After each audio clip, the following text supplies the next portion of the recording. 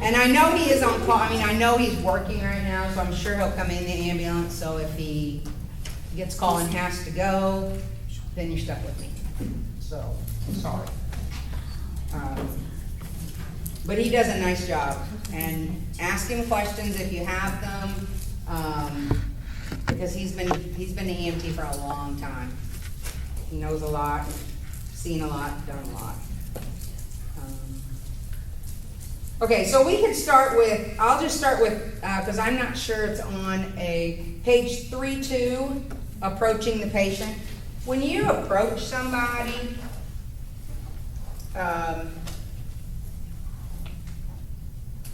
it's always best to tell who you are.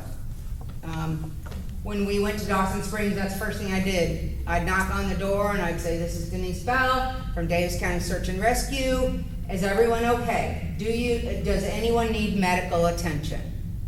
I mean, that's what our job was.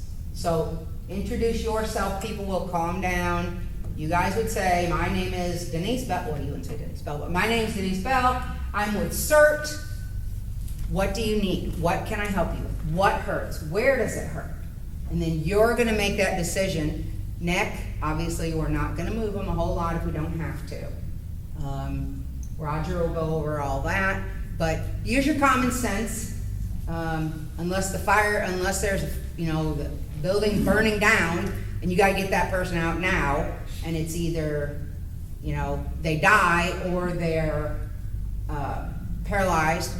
Probably they choose paralyzed. I don't know, but you're just gonna make your best, what you would want. So, if you'd sign in and grab one of each things on the table. So approaching the patient, several steps to take when approaching them. Make sure they can see you, don't come up behind them, or if you have to come up behind them, just talk to them. Let them know somebody's there. That will alleviate a lot of stress right there if they know somebody's there to help them. Identify yourself. Request permission to treat an individual. Make sure you ask, "Can I help you? Can I help you?" You might get a no, and then you just have to move on. Yep. If they're unconscious, it's implied that that is a yes, that you can help them if they're unconscious. If it's a child, if there's a parent or guardian around, make sure you ask. There again, consent, unless everybody's unconscious, then that's implied, yes. Step 4, respect cultural differences. If you don't know a lot about, most people don't know a lot about all kinds of different cultures. We just don't. So do the best you can. Owensboro has become a very, I will say, melting pot. We have a lot of different nationalities and a lot of different religions here in Owensboro, which is fantastic.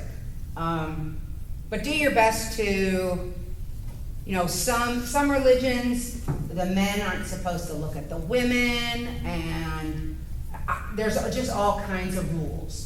Okay, and that's to each his own. That's their religion, and I'm not going to say it's right or wrong. It's their religion. So just try and be cognizant of, what's going on. If somebody asks you not to do something, if there's a big cut on their arm and you feel it would be best to cut their shirt off, make sure you ask. That could be a big problem in some religions. So just make sure you ask first. If they say no, you're just going to have to do the best you can on top of their clothes. Okay? Be aware of differences. All medical patients are legally entitled to HIPAA laws. We're all adults. We all know, kind of have a general understanding of what HIPAA is. So let's be respectful of privacy. A lot of stuff you don't have to know. What's your name? You don't have to necessarily know their age. You don't have to necessarily know if they have any medical conditions that are very minor. like if they take an aspirin or something like that, you don't have to know that. You can ask them if they take any major medicines that would, you know, that you need to try and get for them. But just be aware of privacy. That's all I got there. All right, we're gonna let Roger handle control of bleeding. And bleeding, like I said, bleeding is one of those things that you're just gonna do the best you can with the knowledge you have. Is it always gonna be right? Probably not, but did you do the best you can? Yes, hopefully. Has anybody had to deal with major bleeding issues? I'm sure you have, in your job. Yep, and in your job. Yep. So, a lot of times you just have to do the best you can and hope that it works. Tourniquets, he'll hit that too. Let me see. She's gonna hit most of this stuff. Impaled objects, what you never, ever, ever do. Remove it, just leave it, wrap around it, trying to make it so it stays there.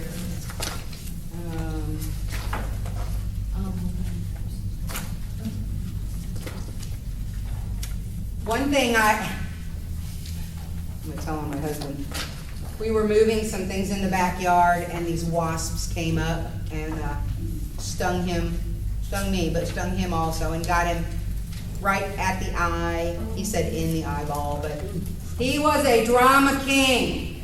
Let me tell you. I don't know, I think that'd be pretty irritating. Yes, but I mean, everybody in like all of Thoroughbred East heard him, I'm sure.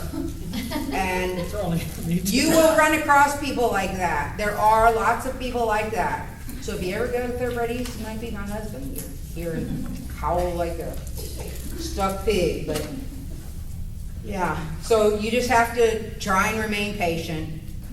Okay, he tried my patience, let me tell you. I'm like, dude, come on, it's a bee sting. It's a bee sting.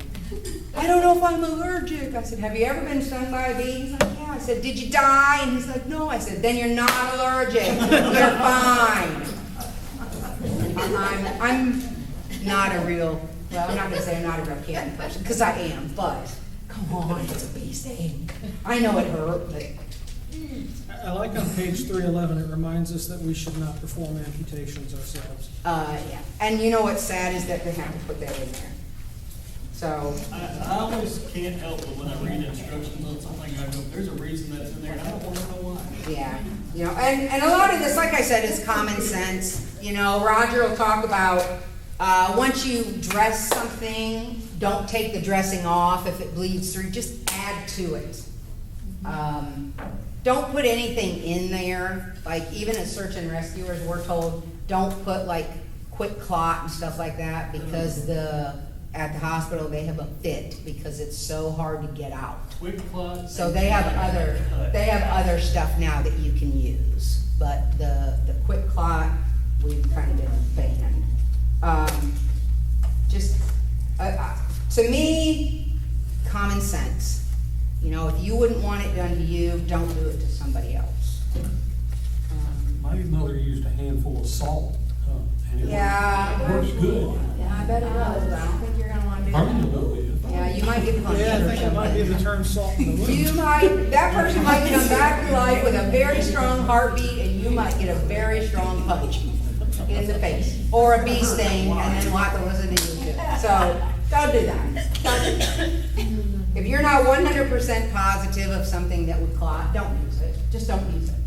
You know, make sure you Salt make washes note. out pretty easy though. Yeah, I'm sure it does, but again, Look at all this pack will come out. you're gonna take that chance of getting punched, I can guarantee you. Salt would be very, very painful. Besides, cutting off body parts, we don't do.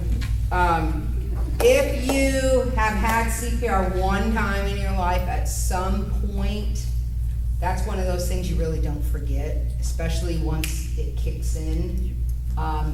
Something is better than nothing, like we've talked about a lot. They don't teach a whole lot of breaths anymore.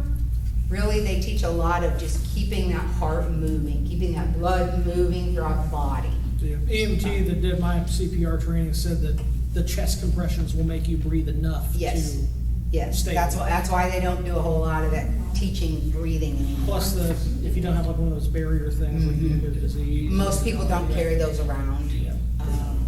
So I've got it. gloves are always best, you know,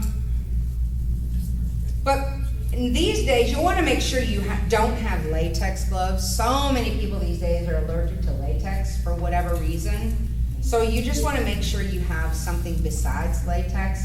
You can buy a box of gloves. I don't even know because we have so many through EMA, but they can't be that expensive. Just throw them in your car. Or like I said, you're going to get a pack, and I believe these packs were made up long enough ago. They're probably latex gloves, so I would throw them away. And to be honest, they're probably dry rotted anyway. But I did not these, but the ones in your backpacks you're getting next week. So you're going to want. Say these are latex. No. You're probably going to want to go. We'll go through those packs after I hand them out next week. And like I said, the gloves you're probably going to want to get rid of. Everything else should be fine in there. The batteries in the flashlights probably need some new ones. Pretty sure those backpacks and bags have been around for about 20 years. Vicki always made sure she had hundreds of thousands of them, so yes. Yes, sir. Shouldn't you rotate your medical at least as often as you do? You're supposed to. Sure. The batteries are just one thing. Sure. About every 6 months. Yeah, most people don't. Try not to leave stuff in your car that can. Yeah, but you know, this is still gonna be pretty good, That'll be fine. because it's wrapped, you know, this is still gonna be good. This is still gonna be good. It's things like this, Salves and it's things like this in your batteries that you're gonna wanna really look at. All right, thank you, because I was afraid they were gonna have to listen to me drone on and on and on. I'm sorry, Blake. No, you're fine. So, you can go ahead and start. This is Roger. I'll let him introduce himself. This is the class. Great people. And when you're ready for me to go on, just tell me to go on and My I'll name's Roger Brumley, off the button. paramedic with AMR. I've been a paramedic in this area for the last 30 years. I see a couple familiar faces, one or two. Hopefully I haven't seen you in the back of my ambulance. We're going to talk about medical tonight. Let's see, without treatment, severe bleeding, those are the things right here. That without these three things right here, death quickly sets in. Your job as a CERT person is going to be to stop the bleeding, keep the airway open, and treat for shock and splint big breaks. That's what first responders do. And when you're the first ones on scene in mass casualty incidents, you're going to have these nice nifty little bags that you got. You're going to run through those things real quick. So you have to learn to improvise and use what you find. And any help that you can provide is great. Good. Prior treatment is to ensure both patient and rescuer are safe. Always, that's the scene safety is the number one thing. They teach that even in paramedic school, even in nursing and doctor school, is scene safety. You've got to ensure that you're safe. Because if you're not safe and the scene's not safe and you become another victim, then that's somebody else that we have to treat or the other rescuers have to treat. So you want to ensure that you're safe. If you're working a disaster like in the tornado down in western Kentucky a few years back, they were going into buildings that could have collapsed, but those buildings had to be cleared before the CERT team could go in and look for people. So on any accident scene, if there's power lines down, and if you don't know what a power line is, if you're confused whether it's a cable line, telephone line, or a power line, avoid it. Move around it. So you want to avoid things like that. Your safety is of utmost importance because you can't help nobody if you become a victim. Whenever you're taking care of a patient, do you feel safe where you're working on them at? Move them into a sheltered area where you feel safe and the patient feels safe. Always be able to move to a safer location, like this building right here. If when the tornado went through Owensboro, a lot of the churches opened up And in the wintertime, whenever it's, we have the white flag conditions, the churches open up. The same thing will happen if there's another natural disaster here. They'll open up and you'll know where these safe places are, and it's where you're gonna be taking patients. So we have centralized locations to know where to get people at. If you have to leave a scene where you're clearing a house, is there anybody you can take with you? If they're able to walk, take them with you. Take the people away from the disaster area, move them to the safe spot. Like I said, if they can walk, let them walk with you. If you have to carry them, make sure that you can carry them, have a buddy group carrying them. Go ahead. Be sure the patient can see you. Most of the time, most rescuers have a bright reflective vest because dimly lit areas, so you want the reflective vest. Identify yourself whenever you're talking to the patient. Like I introduced myself to you all whenever I came into the room. Always introduce yourself. Just like the movie Up, Little Russell, you come up. My name's Russell, I'm a rescue explorer. Is there any way I may assist you? That's how you want to introduce yourself. Be positive and upbeat. Let them know that you're there to help. Request permission to treat. We're getting a Muslim community here in Owensboro. Not saying anything bad about the Muslim community, but the more strict Muslims do not like for men that are not immediate family members to even talk to their wives or their daughters. So be respectful of people's wishes and be polite, be courteous. You know, if they don't want you to touch, be like, okay.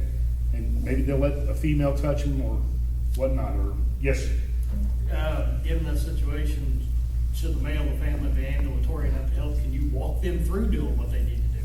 Yes, sir. His question was if the male of the family is able to understand you and assist in caring for the patient, can you walk them through it? Yes. Utilize anything you can. If we're on a scene and I see you standing around and I've got 500-pound patient I got to pick up, put in the back of my truck, you bet I'm going to put you to work. Like, hey, come here, give me a hand. I do it all the time. So yes, utilize the resources at hand. If it's somebody that's standing around that looks able-bodied and they can help, let them help. Protect the patient's privacy. In EMS, we're taught anybody that's really traumatically injured to cut their clothes off. We got to bring them into the ER naked. I don't believe in that because a 12-year-old girl does not want me seeing her. So if you have to expose somebody to get to an injury, be discreet. Be discreet and as professional as possible. Only remove what you have to remove. Okay, sometimes you've got to remove more than necessary, but those instances, hopefully you're not having to deal with. But be as discreet. Treat them like you would want somebody to treat your mother, your daughter, your sister, or your spouse. Indicators for life-threatening bleeding. The worst bleeding that you can see is red spurting, bright red spurting blood. That means it's arterial. That's something that has to be stopped immediately. About the only way you can stop red spurting blood is with a tourniquet. If the blood is pooling, if you see a big puddle of blood laying next to the patient, that's bad juju. We don't like bad juju. Blood soaking through overlying clothes. In the wintertime, if somebody's got on a Carhartt jacket and that Carhartt jacket is starting to look saturated, that's bad bleeding. An amputation. We all know what an amputation is, a traumatic amputation. Usually they say that those don't bleed a lot because the body has a self-preservation mechanism. The veins in the blood vessels, they act like little worms and they close up and they draw back. So the bleeding from an amputation is not nearly as bad as people would think. But if you see an amputation, be prepared to treat it. Yes, sir. Wouldn't an artery do that if it was like It can. run the risk of sucking up in there so you can clamp Yeah, it will. They'll arteries will do that. They'll draw up and try to close up. Every vein in your body has muscles around them, and that goes into the sympathetic, parasympathetic nervous system, which we're not going to cover. Just know that there's little bitty muscles around your blood vessels that constrict and dilate. That's how your blood pressure works and how your body maintains a good blood pressure. So those little bitty muscles, they start tightening or relaxing around the blood vessels. Blood loss. All right. These are rough guesstimates, okay? And this is what I was taught many, many moons ago in EMS. If you can feel a radial pulse, that means their blood pressure is like 120, at least 120. If you can't feel a radial pulse, it's below 100. If you can feel a brachial pulse, it's at like 90. If you can't feel anything except for a carotid pulse, they're below 80. Those are just guidelines. It's not always true. That's not always true. I grab a hold of a little girl who weighs 90 pounds with a rock in her pocket. You know, she may have a good radial pulse and her blood pressure only be 90 over 50, and that's natural for her. But these big guys like me and this fellow right here, you know, those are good scales to go by. You don't want to treat numbers, you want to treat your patient. Look at your patient. The heart rate, as the body starts losing blood, the heart rate's going to increase. And the reason why is the body's trying to keep the brain and the major organs perfused. So the heart rate's going to go up. So expect, if there's blood loss, expect a high heart rate. Respirations, they'll start breathing faster. The faster they're breathing and the faster the heart rate, you're getting behind the 8 ball, because they're going to reach a point where they're going to drop off and everything's going to start slowing down. And if it starts slowing down, you've got to be moving to stop that bleeding. During these times, you know, like I said, up here around 100, and everything's looking normal, the patient's going to appear normal. Okay, these are the stages of shock. As they start losing more blood, they're going to start feeling anxious. They'll have a feeling of impending doom. The patient will start feeling confused. You might even think they're drunk. And it's because the brain's not getting perfused well. Patients can start feeling lethargic and sleepy. Whenever they start getting lethargic and sleepy, you want to talk to them. Keep them warm. Keep them talking to you. Try to find where they're bleeding from. Try to stop that bleeding. The biggest thing is to keep them warm, stop the bleeding, and keep them talking to you. Talk to them about fishing. I talk to people all the time about silly stuff in the back of the truck. Next slide, please. Arterial bleeding. Okay, the arteries are the blood vessels that carry blood away from the heart. They are under high pressure because the heart's a big pump, and it pumps, and it squishes it out through the arteries. So anything squirting is arterial. Venous blood is the blood that's coming back to the heart. It's deoxygenated, it's already taken the blood to the cells and dropped off oxygen, picked up waste, and dropped off glucose for the cells to live on. That's venous, and it's going to be oozing. Capillary bleeding is like whenever you skin your knee. There's little capillaries in every inch of your skin, and it's gonna ooze, and just, you've all scraped your knee and know what it looks like. This is a diagram of what it would look like. Arterial will squirt and run like that. Venous will just kind of run slowly.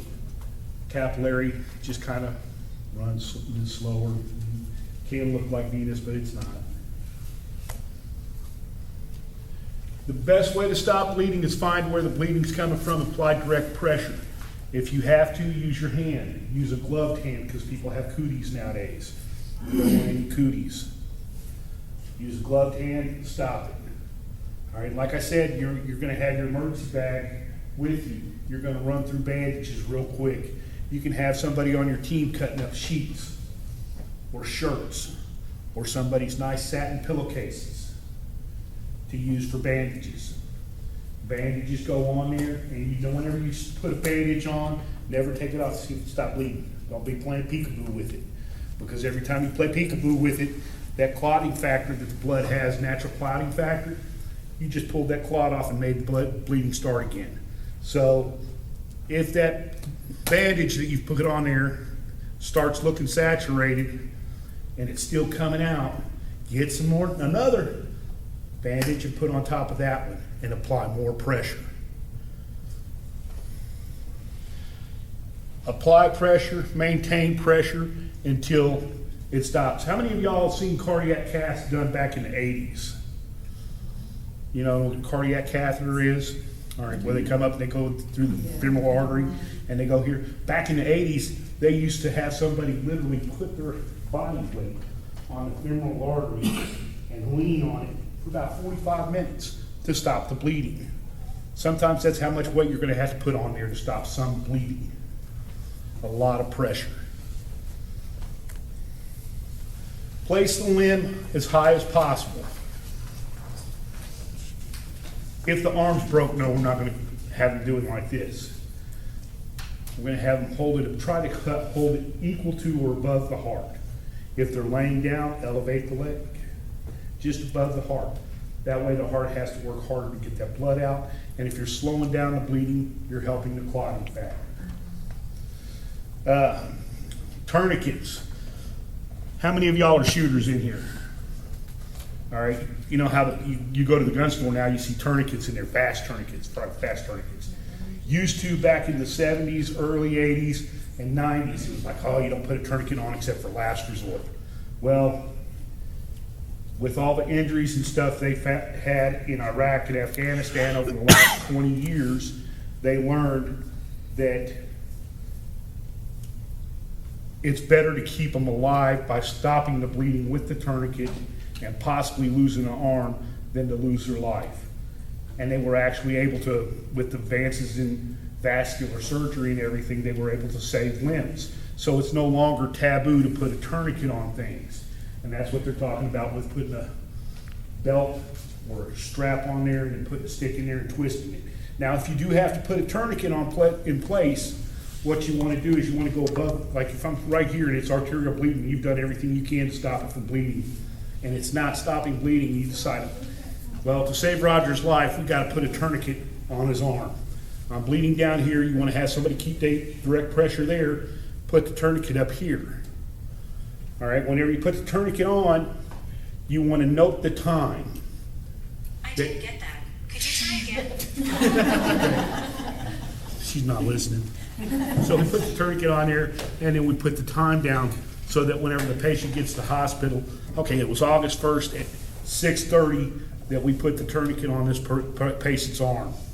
So they know how much time and how much reperfusion work and capillary bed work they're going to have to do to save that arm. So tourniquets are not bad anymore. And you can write it right on their arm, right on the At limb. one time, they used to say if you put a tourniquet, you loosen it up a little bit every so often. You don't do No, that no once you put it on, if I show up on a scene and you put a tourniquet on, even though I'm a paramedic and I've been doing it for 30 years, I'm not taking that tourniquet off. That's gonna be up to the doctor. And the reason why is because then we start talking about chemistry. When you start talking about chemistry, which is crazy. You know what lactic acid is? We've all been running, got sore muscles built up, and the next day our legs are sore. That's lactic acid built up in the muscles. All right, the same thing happens whenever into the cells, whenever you cut off the blood flow with that tourniquet. Well, they found that high doses of lactic acid, if it hits the heart, cause the heart to die.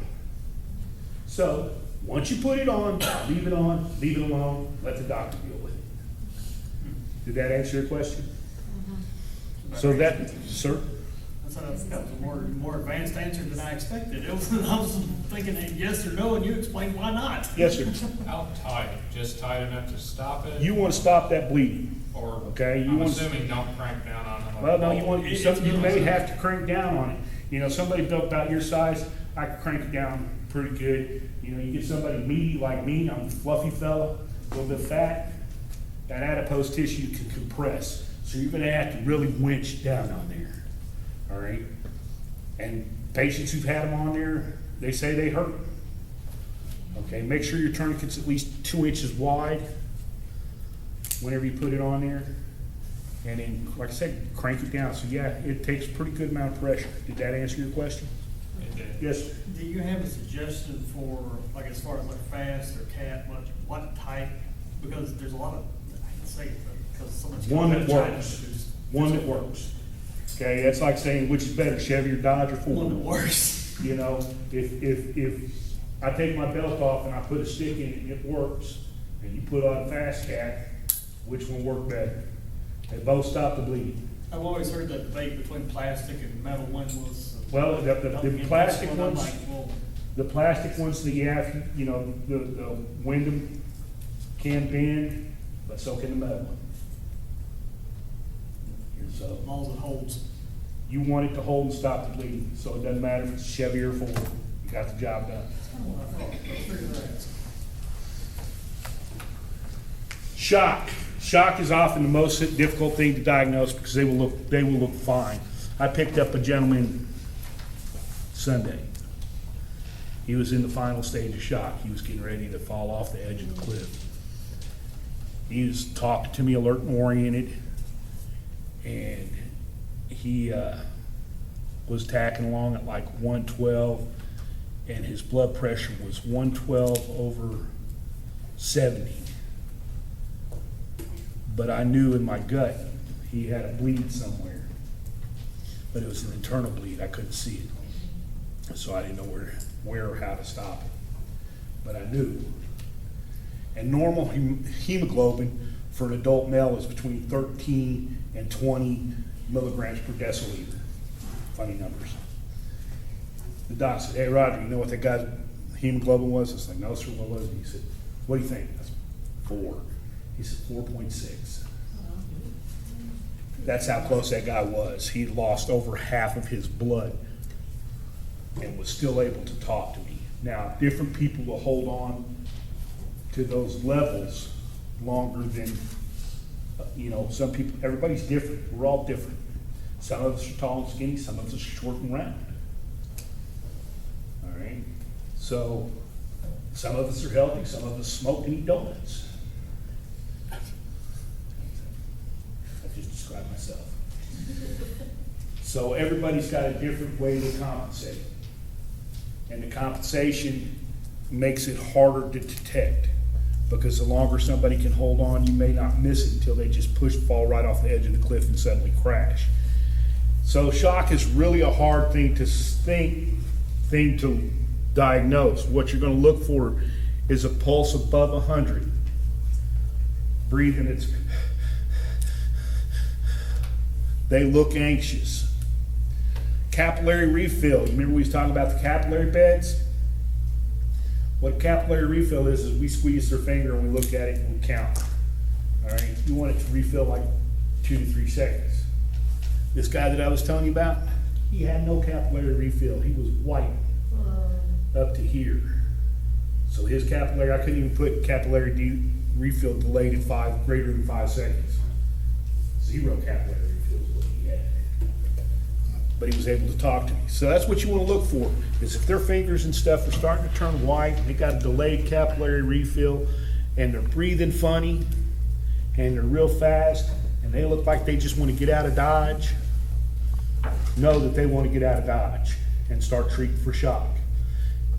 What the body's doing is it's taking all the leftover blood away from your fingers and toes, and it's gotten where it doesn't even care about the brain. That's why the confusion sets in.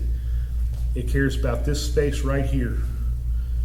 It wants to keep the heart going, the lungs going, the kidney going, the liver going, and it works its way in.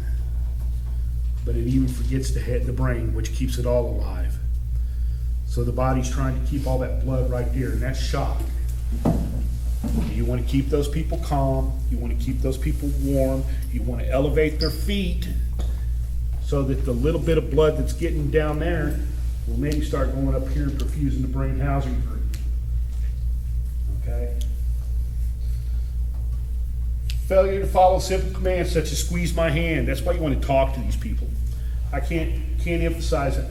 Human connection is the most important skill that I can't teach you.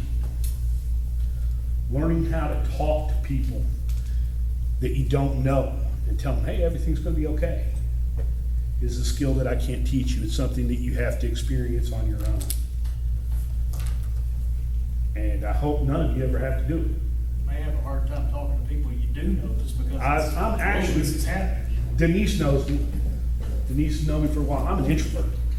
I hang out with Denise and the search and rescue team, bring my dog out there. I talk to my dog. I don't talk to other people. And I know these people. I know these people. I don't talk to people. So I force myself to teach so that, because I've got a little bit of knowledge up here, know a little bit of chemistry, know a little bit of this, know a little bit of that. I'm enough to be dangerous. So I force myself to talk.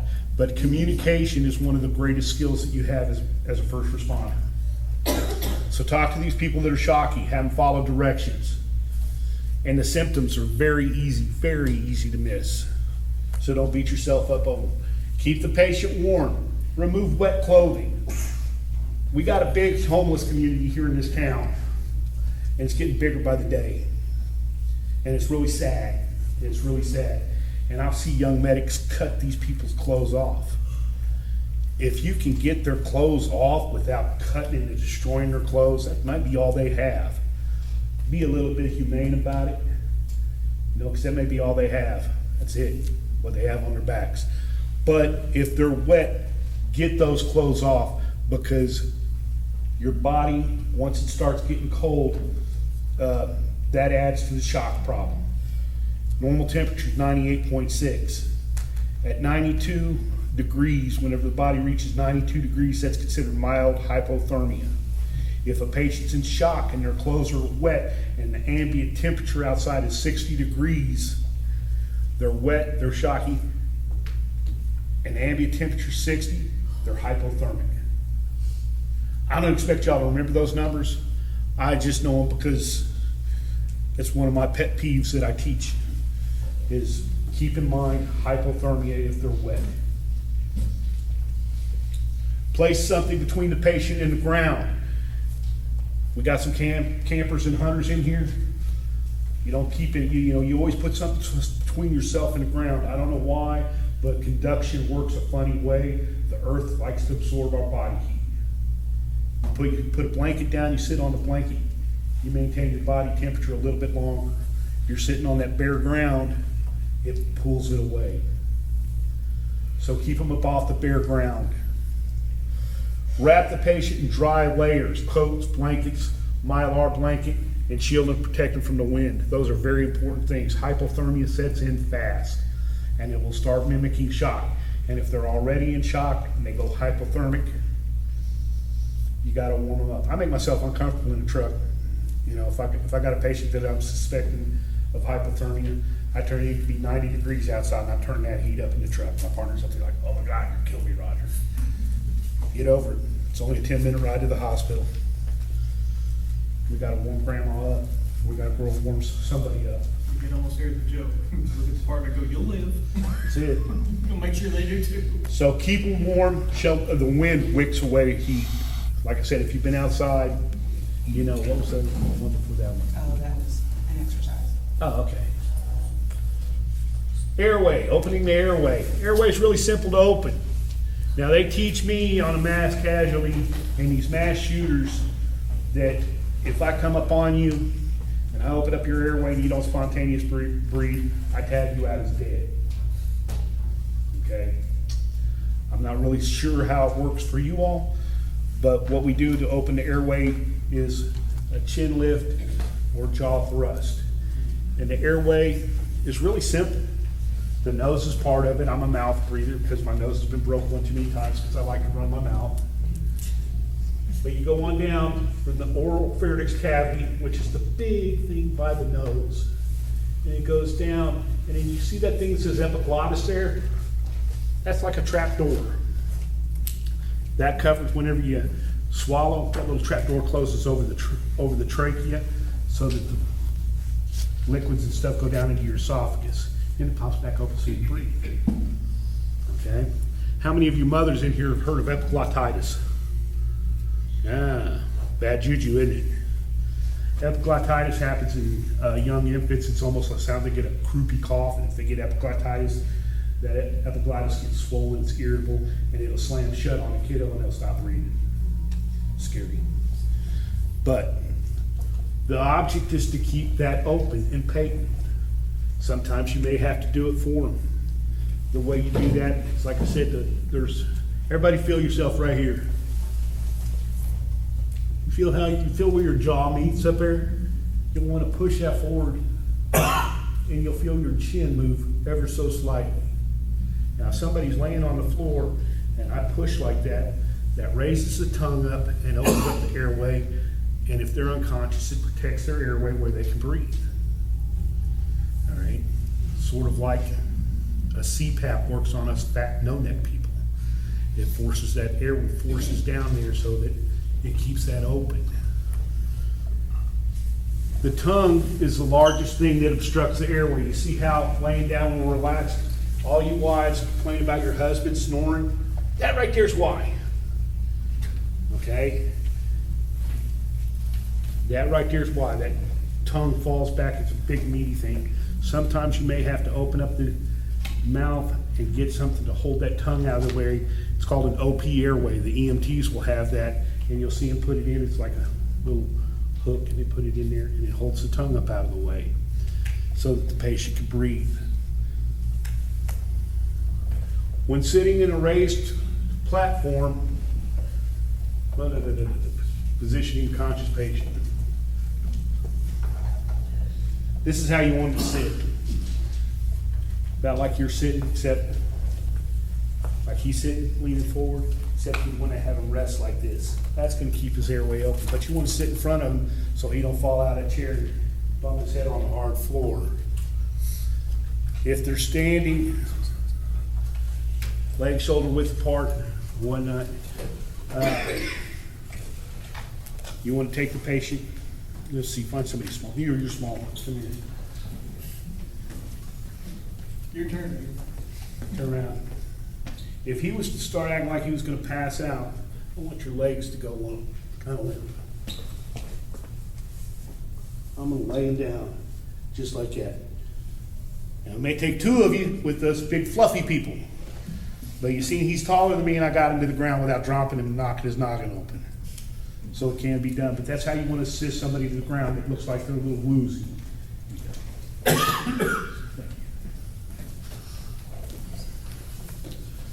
Whenever you get them on the ground, once you get somebody on the ground, you want to put them in what's called the recovery position. And what that is that's left lateral recumbent. That's where they're laying almost like this. And the reason why is because in case they start throwing up, they're not going to choke on their own vomit. And also there's a big blood vessel coming up the right side of your body called the vena cava. All right? If there's restricted blood flow in the body whatsoever, and you lay them on their left side, that frees up the vena cava from my fat belly laying on it and restricting the blood flow back to the heart. That's the reason why you lay somebody on their left side. One, it keeps their airway open. It protects their airway from possibly becoming occluded if they vomit. And it makes the vena cava nice and free to return blood to the heart. Any questions? There it is. I know, like you said that, and I'm like, I'm getting there. But that's why you want to do it, is you want like a little fetal position. Lay them on the left side.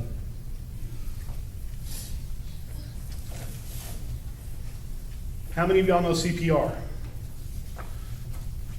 Great, awesome. Hopefully you never have to use it.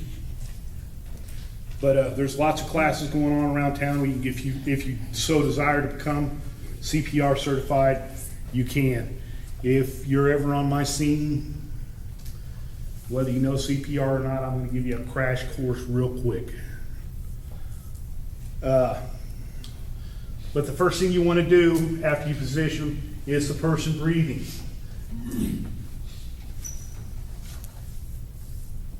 Do you know CPR? And if you do, remove obstructions, perform CPR if they don't have a pulse. Okay? Don't want to do CPR on a live person, but that's there. Move the injured person if they're breathing and they've got a pulse, put them in a recovery position. We all know what the recovery position is? Looks like people, basically, right? Yes, sir. Jaw thrust mover, I talked about it. It's where we put our thumbs here and we push the jaw forward. It opens up the airway. Providing comfort.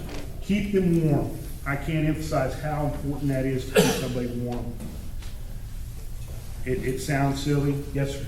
I'm just thinking, I want to make a suggestion. I don't know if the packs are gonna have these in it, but those Mylar blankets are like about this big. They're not cheap as they used to be, but they're cheap enough that you can get They're awesome. boxes and things for like $20. Offer They're great keeping a pack.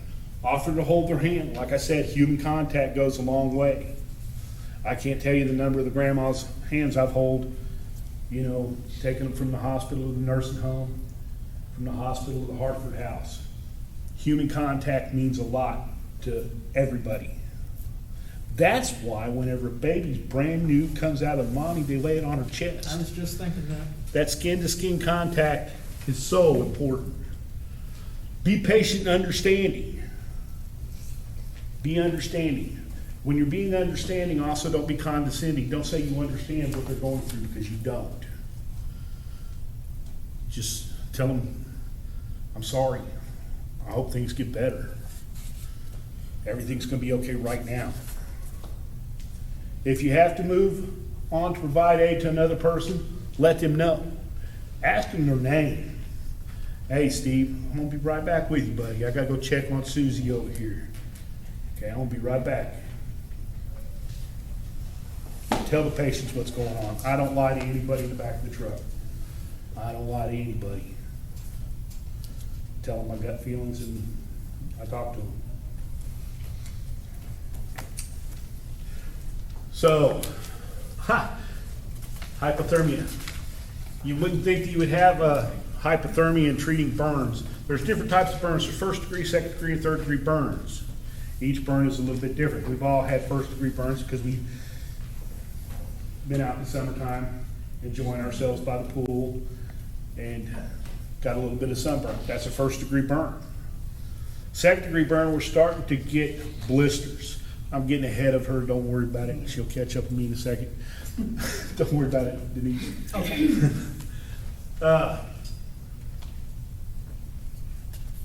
Third degree burn is where the skin is actually starting to cook.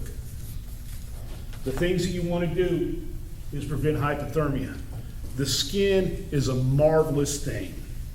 The skin keeps you warm, it keeps you cool, it protects you from cooties. Once that skin starts to break down, such as cuts, burns, all kinds of other little things, infections, other infections can come in. So that's why you want to manage pain, because it manages pain. Pain on these burn patients is unimaginable. Reduce the risk of infection. Use the cleanest stuff you have. Okay? If you're going to a mass casualty and there's a bunch of burn victims, use the stuff out of your bag first. If it's just a disaster where you're expecting debris and splinters and boo-boos and stuff like that, use the stuff laying around.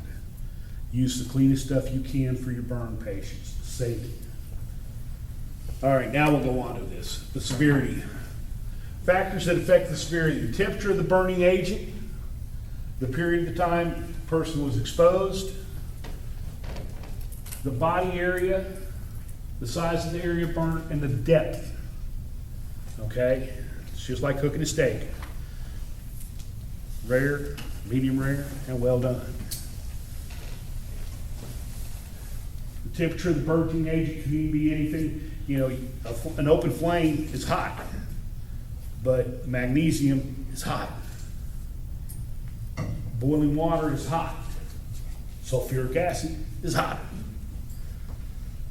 So you won't always know what burnt the patient. Just realize that you've got to remove them from the burn. Now, I mentioned two chemicals, magnesium and sulfuric acid. If you do not know how to deactivate those two things, don't pour water on them. Okay? So if you don't know what you're dealing with, try to treat just the injury, and keep it as cool as possible, but don't go dousing it with water. And we'll get to another reason why we don't douse burn patients with water here in a little bit, because we're gonna cover area of the body and the size of the area and the depth. So, the rule of nines is what we use in the healthcare field. Rule of nines is your body's broke down into 100%, okay? Your palm, not your hand, the patient's hand is 1%. And like this is 9, this is 9, this is 9, this is 9, your back's 9, your head's 9. That's the surface area. So what we're figuring up is whenever you hear somebody go, well, they had third-degree burns over 50% of their body, we measured out by using the rule of nines by their hand and how much body surface area. The more surface area that the person has destroyed, they've lost the ability to thermoregulate themselves, maintain their own body temperature, and protect themselves from infection. That's why you got to keep in mind of hypo or hyperthermia.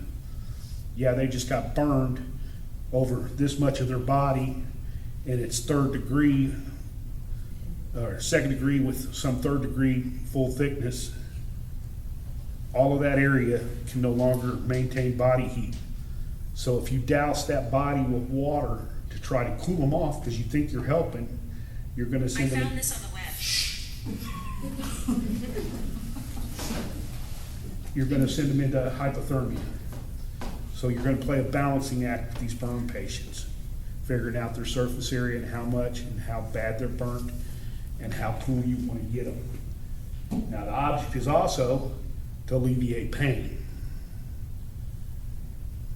So you want to try to keep them pain-free, which I have chemicals that do that. Burn depth.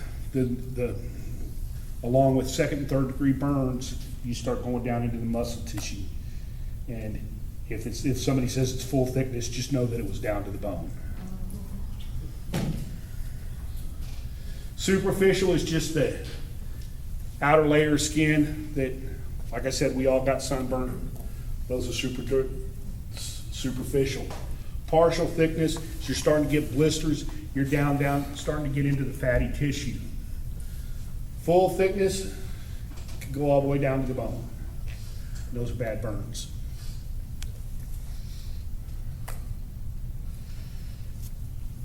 Remove jewelry and affected clothing. All right? Most people's watches are made out of metal. Most people's rings are made out of metal.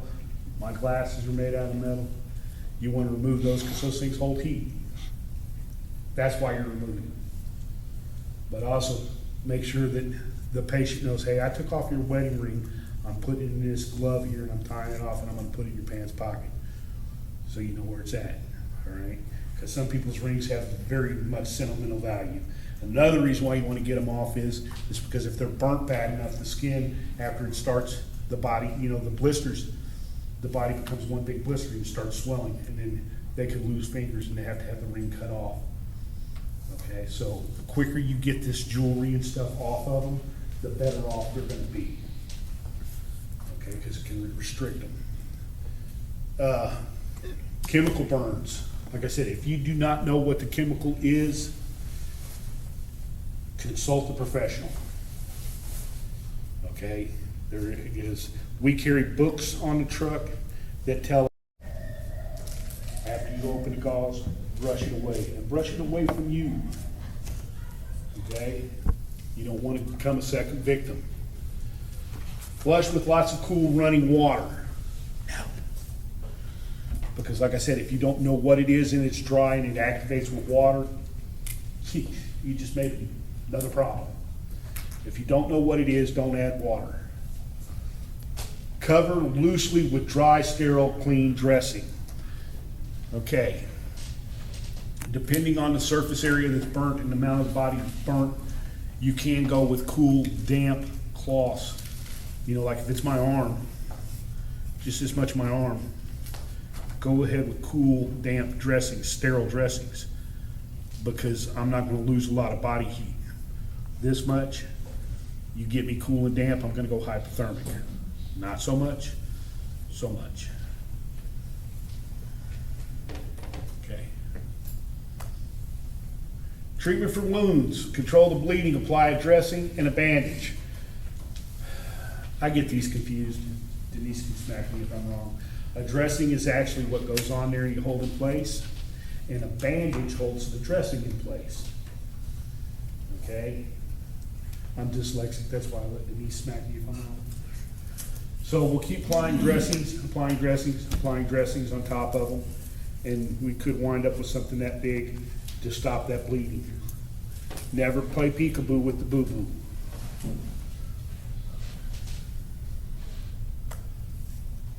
If active bleeding, redress over the existing dressing. Like I said, keep piling it on. Because if you play peekaboo with it, you're disturbing the clot and messing with the clotting factor. And as many people as we got running around that are on blood thinners, you're not doing them any favors by playing peekaboo. If no active bleeding, maintain the pressure and keep the wound bandaged until further treatment by a medical professional. Signs of infection: swelling around the wound site,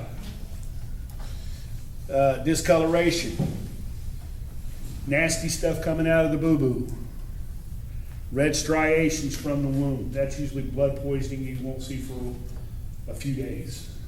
Okay, it's not like you're going to be seen in emergency, but it's just something to keep back in the pain housing group. You know, just in case it's an extended time that you're out having to do something. If an amputated body part is found, save the tissue parts wrapped in clean material placed in plastic bags. Keep the tissues cool, but not directly on ice. Okay? You see this bill. I found a finger, I'll put it on ice. Well, you just gave that finger frostbite. Wrap it up in something cool, like a plastic bag. Put some washcloths over it, and put some cool packs on top of it, but not directly on it. Keep the severed part with the survivor. Here's your finger, hold it till we get to the hospital. Sounds rude, I'm sorry. Foreign objects that is impaled in the patient body. Do not remove anything that is sticking out of a body. Okay? If I get a piece of rebarb in my arm, no matter how bad I'm screaming, do not yank it out, even if I tell you to. Because what goes in, whenever it comes out, could act like a saw. You know, you've been all sawing, having been cutting wood, and then teeth. That thing, as it comes through, could get a major artery. Whereas it may have been lucky enough it didn't hit an artery, and it just went through all the fat in my arm in between the bones. But whenever you pull it out, it could be sitting right next to it, act like a saw, and cut that artery in half. So we don't pull things out. Try to control the bleeding on both sides if it's through and through. Okay? Pack around it. And the nifty thing about packing around it is because you're going to build up a big pile of cone around it, and it's going to keep it from wobbling. And because it's not wobbling anymore, it's not going to hurt so much. It's still going to hurt, but it's not going to hurt as bad. So you want to pack up and around it to stop that bleeding. Clean and dress it, make sure you stabilize the impaled object. Like I said, you don't want it wobbling. Next slide, please. Fractures and dislocations, sprains and strains. Always splint at the injury above and below. So if I break my arm right here, you want to splint up to here and here. Because all these bones in here work on the same tendons and muscles as my hands. And those bones, when they break, they have little jagged edges.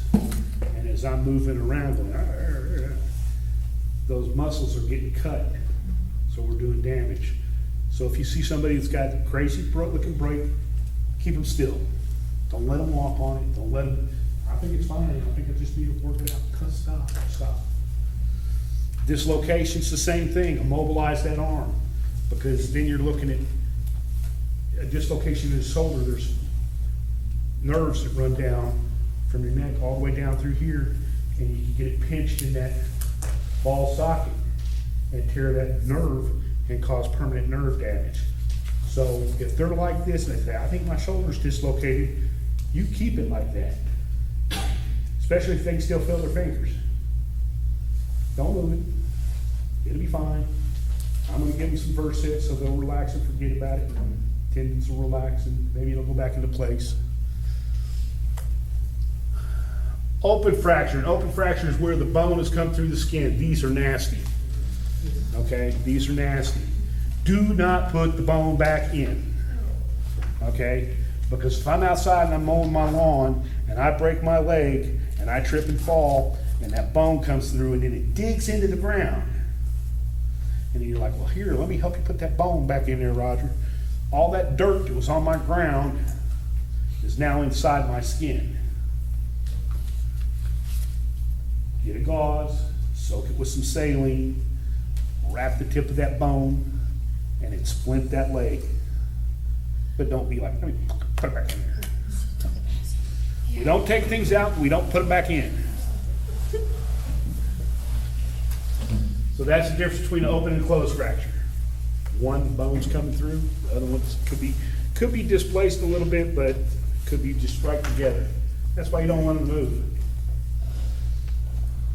Next slide, please. ma'am. Oh, this is, That is? it is. It is. Displaced and non- Displaced and non-displaced.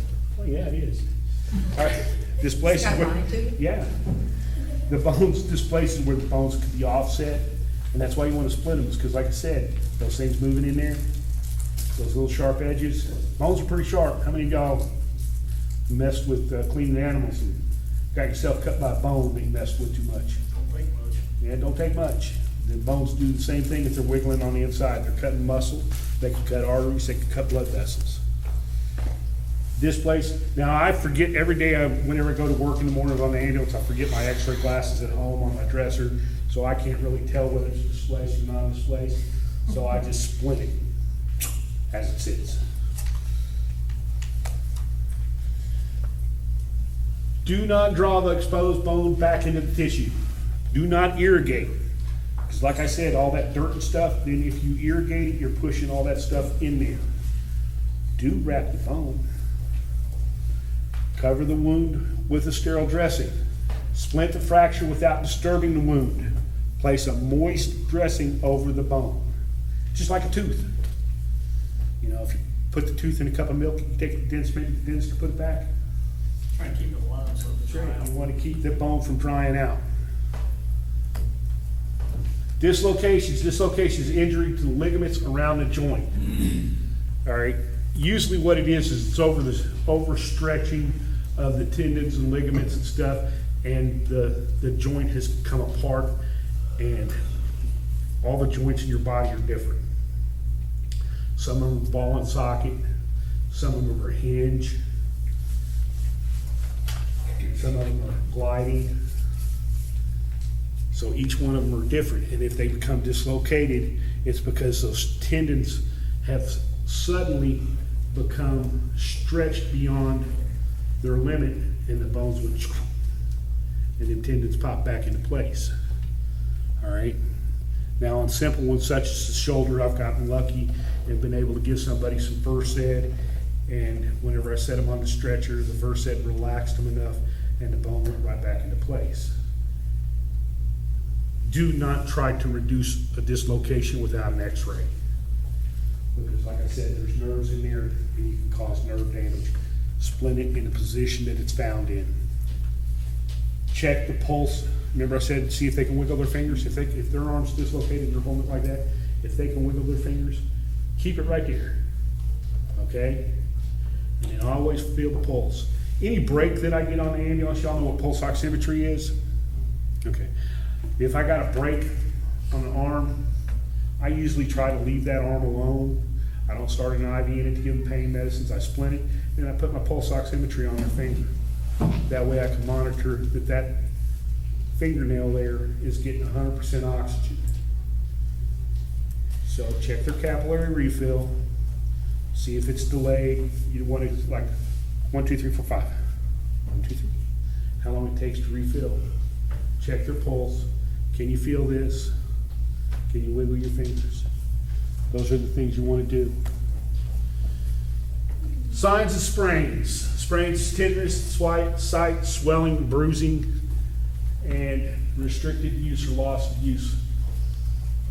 How many of y'all ever sprained your ankle when you was a kid doing somersaults and out there playing on a jungle gym? You know how painful they can be.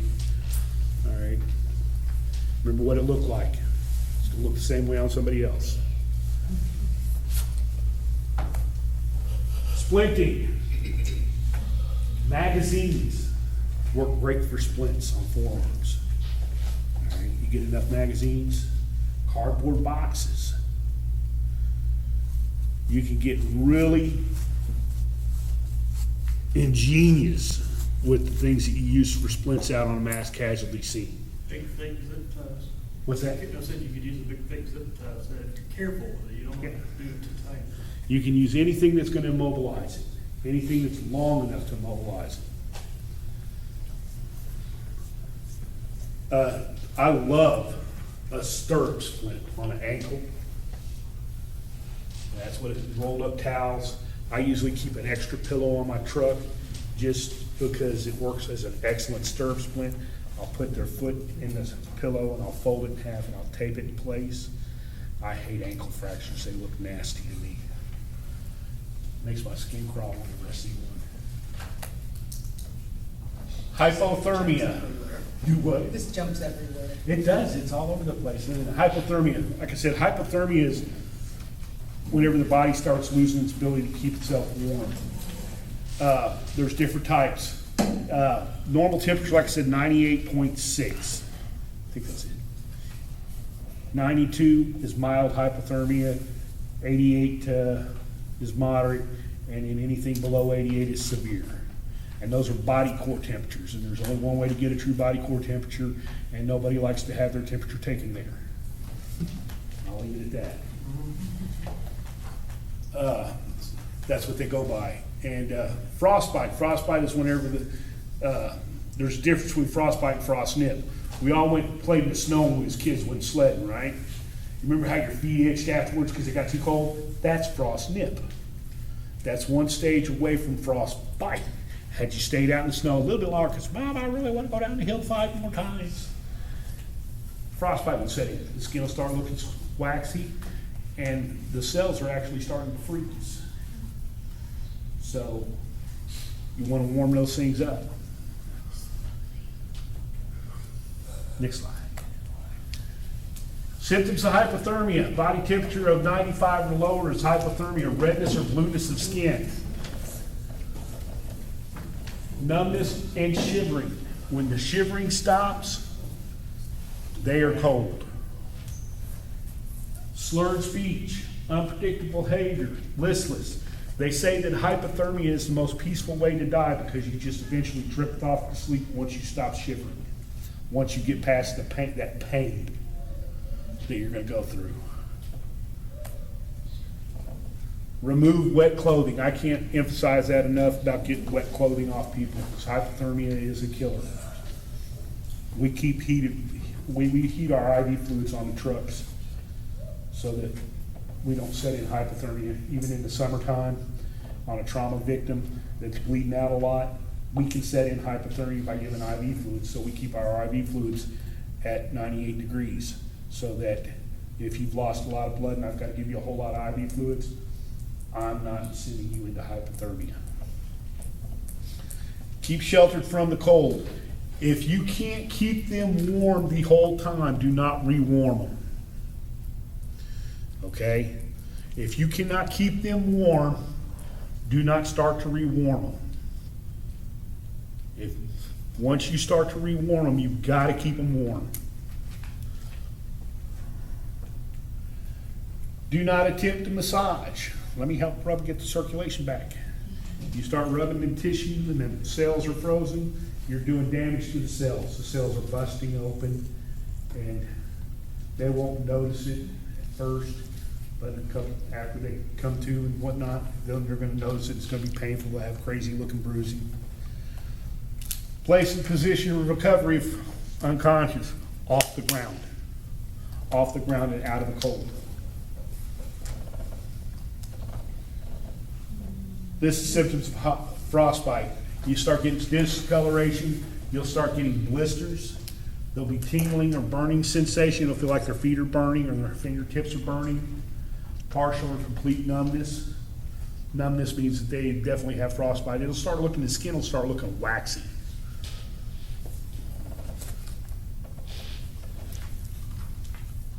Immerse injured area in warm water. Not hot water, warm water. And what I mean by warm water is something you can hold your hand under, almost like tepid. You know how it's coming out of your faucet right now, this time of year? Unless you live in the country and have a well, tepid water. Start warming it that way. Do not allow the part to refreeze. Do not massage. Wrap the affected area and parts in dry, sterile dressing. With burns and with frostbite, when you wrap something, you know how you'd wrap an ankle or a wrist whenever it was sprained, they'd put it tight? Whenever you wrap burns and frostbite, loosely wrap them. You don't want it tight, wrap it loose. And the reason why is because swelling sets in. And when that swelling sets in, then those bandages can become tight. And if you're already tight, you don't give any room for swelling. So you want to leave a little bit of room for swelling. Heat cramps, heat exhaustion, and heat stroke. How many of y'all went to band camp or football camp or whatnot in the summertime? They used to give us salt tablets, didn't they? Yeah. You get too hot, they give you salt tablets and drink a lot of water because you start getting, oh, I got leg cramp, I got leg cramp. So we all know what heat cramps are. Heat exhaustion is where you're exercising, work, extreme heat, and you've lost too much body fluids. Contrary to popular belief, Gatorade does not replenish fluids. It usually goes in and comes right out. Water. For those of you that like caffeinated drinks and are above 21 years of age, for every caffeinated drink you drink, you need 2 16-ounce bottles of water. Okay? I love my coffee. I drink my coffee in the morning and I drink, where's my water bottle? Where's my water bottle? I drink on that all day. Not that one, I fill it up. Heat exhaustion occurs whenever the body stops sweating. Okay? Heat stroke, you have broke your thermostat. Now the funny thing about hyperthermia and hypothermia is once you break your body's thermostat, you are more susceptible to that injury again in the future. All right, so if you've ever had a heat stroke and you survived, you can have a heat stroke at a lower temperature the next summer because you broke your thermostat. The body temperature rises so high on a heat stroke that brain damage occurs. They are hot, red, and dry. They have completely stopped sweating. They are red. They are no longer cooling themselves. Next slide. Symptoms of heat exhaustion: cool, moist, pale, flushed skin, heavy sweating, headache. We've all mowed the lawn, got a headache afterwards. That's mild heat exhaustion. Nausea, vomiting, dizziness, and exhaustion. I mowed my lawn yesterday and I was tired. You get it once, you're gonna make sure you're careful not to get it twice. Symptoms of heat stroke: hot red skin, lack of perspiration, changes in constant rapid weak pulse, just like the shock. Because that's basically what's happening, is you've sweated out all your fluids from your vascular space. You've put your body basically in shock because it's not able to perfuse the little brain housing group well enough. So you have to replenish those fluids. And that's why the symptoms are the same. You have a weak, thready pulse. You can barely feel it. Remove from the heat to a cool environment. Cool the body slowly. Do not immerse them in an ice bath. Have the heat exhausted patient drink water slowly. The one good reason for them to have them drink it slowly is because you don't want them to projectile vomit on you, because they may and will. And nobody likes to clean that up. Do not provide food or drink to the patient if he or she is experiencing vomiting, cramping, or losing consciousness. Definitely, if they're losing consciousness, do not put things in people's mouth that are unconscious. Okay? That goes for diabetics, and you got a little tube of glucose. Do not put it in their mouth when they're unconscious. They have to be able to protect their airway. Airway is very, very important. It's getting real close to IV territory if you're losing consciousness and already out of food. Yeah. Stings, if bites or stings suspected, situation is non-emergent. Remove the stinger if present by scraping. Wash the site thoroughly with soap and water, place ice 10 minutes on, 10 minutes off. The reason why you don't want to try to pull it out is because sometimes the venom sac is still attached to like a bee stinger. How many of y'all been stung by a bee and seen this little thing pulsing at the end of it? That's a venom sac. If you grab it, you just put more venom in you. It's not really bad unless you're allergic to bees. Okay. Another thing, if a person's been stung by anything and you're allergic to bees, they're on their own until somebody else arrives.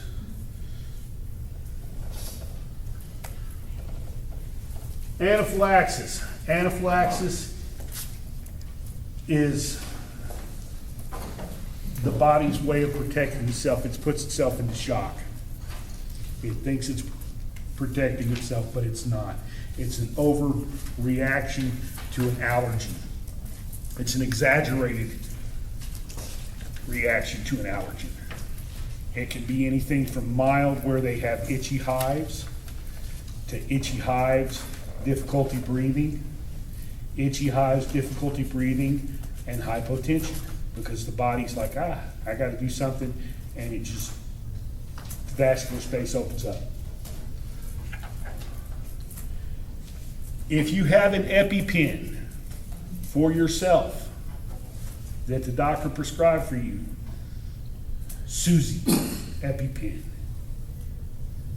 and Roger is having an allergic reaction because he ate peanuts and he likes peanuts and he's allergic to peanuts, I do not get to use Susie's EpiPen. That's Susie's, because Susie's is Susie's. All right? Do not use your EpiPen on somebody else.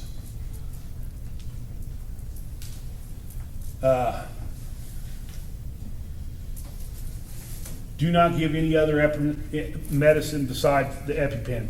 Don't be like, well, I gave them their epinephrine injector, and then I gave them 25 milligrams of Benadryl. Because I'm going to do it. The hospital's going to do it. And there's such thing as Benadryl toxicity. And also, they may need more epi. The first line drug for an anaphylactic reaction is epinephrine. It's not Benadryl. Benadryl is nothing more than a histamine blocker. It stops the itching. The epinephrine stops the vasodilation and the body dumping everything.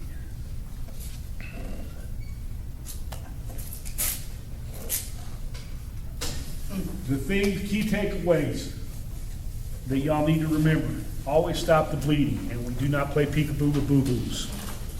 That's the number one thing. Maintain normal body temperature. If they're cold, get them warm. If they're warm, get them cool. Not cold, cool. Open the airway, position the patient correctly. Other injuries that are common after disasters: burns, big boo-boos, amputations, impaled objects, fractures, environmental emergencies such as cold or heat, and insect bites and stings. Animals get weird whenever things go awry in their neighborhood. Number one thing, though, is your safety. I'm not kidding. A lot of times people be like, when they see the ambulance coming down the street, they're like, we're right here, and we stop. And the reason why is because we got information over the radio that somebody there might be a bolo on the house, because Vietnam vet Fred said that if an ambulance ever shows up at his house, he's shooting everybody that gets out. And there's people around like that. So we stopped. Don't think that we're being inconsiderate. I wanna go home. I got a wife, kids, grandkids, 2 dogs. I like me. I'm real popular with me. And I hope that y'all are real popular with you. So your safety is the utmost importance. And always keep that in mind. Okay, we're ready to start Unit 4, which is the second part of this. So do you have time? We can take a quick break? We can take a break? Okay, let's take about a 5 to 6 minute break, go to the bathroom, get a drink, step outside, whatever you need to do. Chapter 4, as you can see, this is the participation manual, Chapter 4, page 2. We'll start there. And then when we're finished, we're going to use some of the things that everybody has. Okay, Roger. All right, mass casualty incidents. Mass casualty incidents are anything that overwhelm the natural 911 system that we have. All right, here in Owensboro, we have 10 ambulances at the base. We're normally running 8 a day, okay? So if a plane crashes, or a train derails, or MPD decides it wants to go up and smoke and release all that cyanide that's inside, that's gonna tax all my trucks. That's gonna tax all of Owensboro Fire Department's trucks. That's gonna tax all of OPD's cars, okay? We're all gonna be busy. That's where y'all come into play. That's what you're in this class for. So anything that is taxes the system or overwhelms the local resources is considered a mass casualty incident. I didn't mention school shooting because we don't have those here in Owensboro, thank goodness. All right, but we do have a train track that runs right through the center of town. We do have some major factories in town.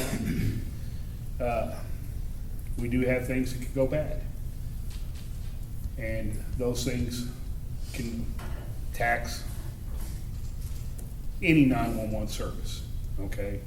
And overwhelm it. And that's why you're here, is you would come out and meet at a place and then start setting up triage stations, looking for victims and staging the victims where the ambulance knows to go to, because Denise would be on her little phone going, Roger, we're setting up a place at First Baptist Church. That's where we got everybody bringing the injured to. And I'm gonna call my dispatcher and I'm gonna say, how many trucks do I got available that I can send down to First Baptist Church? And we're gonna start working on getting those people out of there. But your job is gonna be to help me find all those people, because there's only me and my partner on a truck. Okay, we can't search every house in Owensboro. We can't search every yard in Owensboro. So that's what the purpose of this class is for. During mass casualty, first responders will establish command and control of the incident area.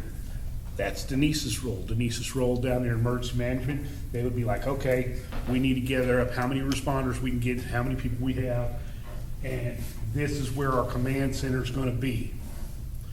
Everybody thinks that OFD is gonna be running the show, but in a mass casualty incident, no. OFD, Chief Mitchell, and him's gonna have to say, what do you need from us, Denise? And I'm gonna be calling Denise, what do you need from me? She's gonna be calling the bus station, seeing if she can get a bus.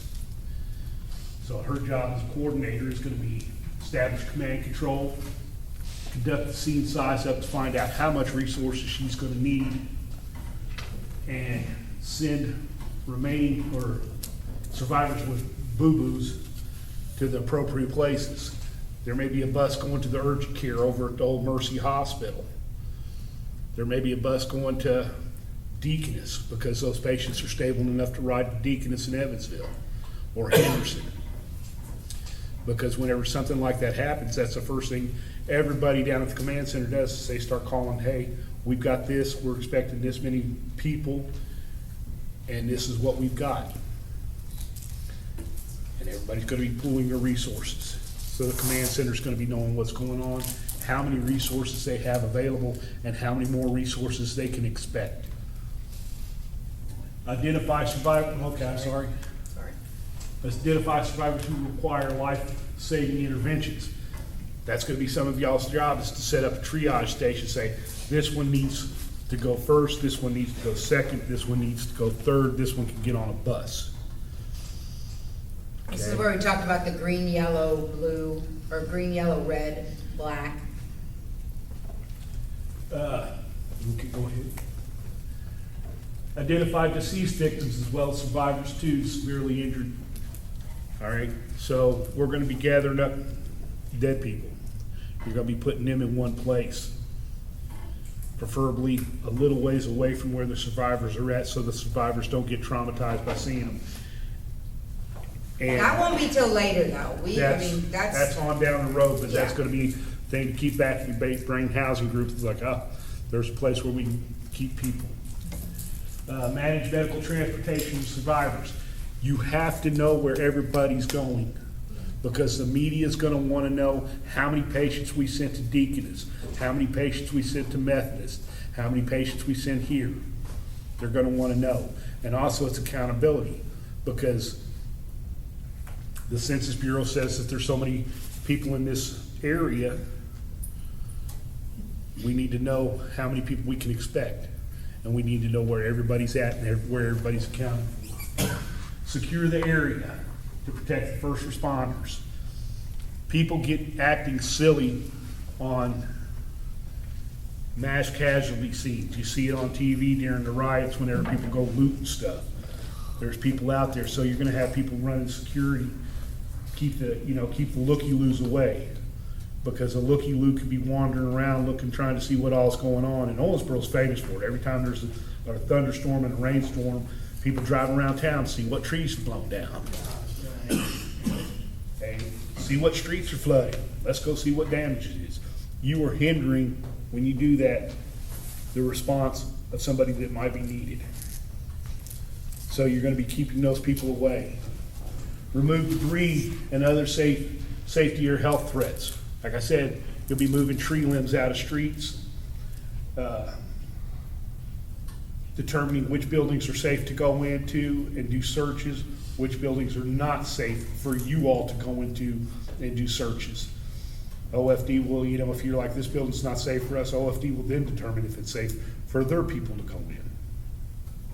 I will say that your job, I would strongly suggest you don't talk to media. No. Think about things you've seen on TV and the people who talk to media. They don't look super intelligent, do they? I mean, And they're not gonna let you look intelligent. and they might, you might be super intelligent, but once you get on there and you start running your mouth, you don't look or sound super intelligent anymore. So let the people who have trained to do that. Yeah. That's what they do. The county has a PIO, Public Information Officer, and Search and Rescue. We don't. When we see the media come, we go the other way. I do not want to be on camera. If they ask you a question, just walk away. That's not your job. And again, you will not look intelligent. I'm just warning you. You'll wind up on YouTube going, there I Yeah, was. just tell them no comment and move away. Tell them, go find somebody else more important than me, because I don't even want to talk to you. There are people who get paid to do that. So that would just be my word of advice. Talk to your Do what you group, want, nobody but else. I'm not gonna be on you. I've been doing this 30 years. Somebody come up to me, I'll be like, I have nothing to say, and that's it. Because I'll be the one going, there I was all by myself, and there was a tree coming out through there. yeah. Looking stupid, and no, I'm not Don't do talking it. to nobody. Always wear your gloves, all right? It's gonna sound cold and heartless, but if you got your gloves on and you have to go take care of another patient and you're out of gloves, still keep your gloves on, protect yourself, try to wipe them off the best you can before you treat somebody else. But you're not always gonna have the ability to change out gloves. But your personal protection it's what it stands for, personal protective equipment. It's not community protective equipment, it's personal protective equipment. So use your PPE. Locate the nearest first responder, identify yourself. Show up at the command center, say, hey, my name's Tommy. Went through the CERT class, I'm here to help. What do you need me to do? And it may be something simple as just taking notes. Or it may be something as difficult as going in houses and getting survivors. Hopefully it's just taking notes. That's the best job.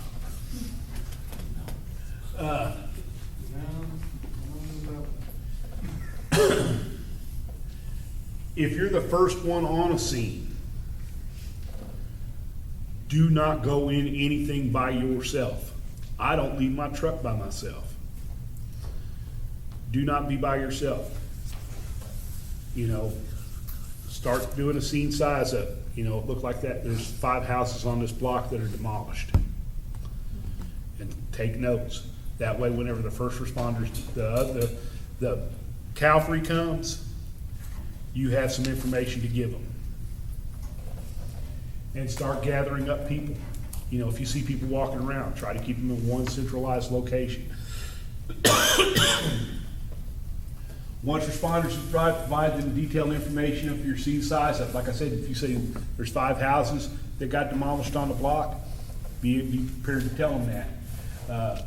Ask them how you can help. Is there anything I can do to help? They may ask you to just stop traffic from coming down the street. That's pretty important. And if they say no, don't be offended. No. Just don't. Yeah, definitely don't be offended, because it's not that we don't appreciate the help, because I do. I appreciate anybody that shows up on my scene. I appreciate their help. I appreciate them showing. I appreciate them just showing up. But I don't want to risk somebody else's safety, somebody else getting cooties, seeing whenever they start discussing the psychological aspect of it. I don't want you to see the things that I've seen over 30 years. And in a mass casualty incident, you're going to see it in a heartbeat. And if you're not prepared for it, it will bust you up. So don't be offended if they say, no, we got this, thank you.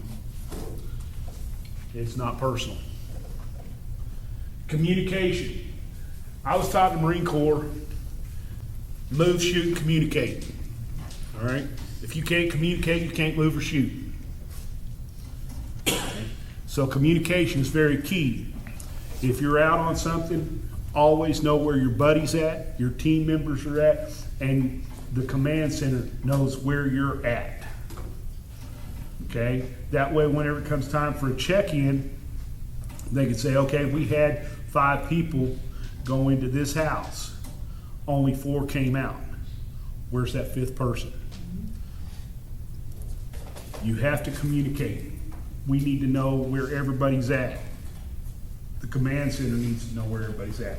Communication is so key. If you don't think that you can do something, tell somebody, I don't think I can do that. Be open, be honest, and communicate. Communication is very, very, very, very important. You know, something we do for search and rescue, which would be good for CERT also, is whatever group, if the 3 of us are in a group, we're working together, on my paper, I'm gonna put name and their phone number. Name and their phone number. So at least if you come out, you and I come out and you don't, I can call. I can try to use my phone and call you.